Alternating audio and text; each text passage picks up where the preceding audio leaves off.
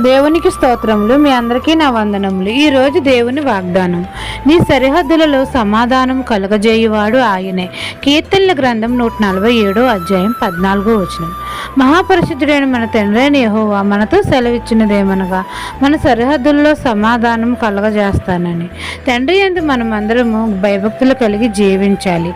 ఆయన కృప కొరకు మనము కనిపెట్టుకునే ఎడల తండ్రి మన యందు ఆనందిస్తాడు.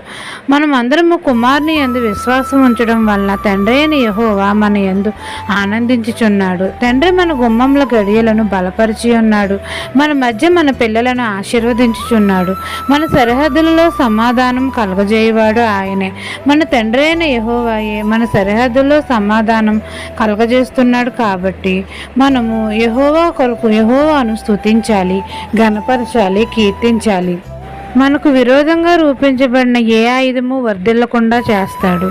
మన సరిహద్దుల్లో సమాధానం కలగజేసి మన గృహం చుట్టూ తను కాపాడే దూతలను కాపుదలుగా ఉంచుతాడు. ఈ దిన వాగ్దానం మీ నా జీవితంలో నెరవేరాలని కోరుకుంటూ దేవుని సువార్త పరిచర్యలో మీ సహోదరి. ఆమెన్.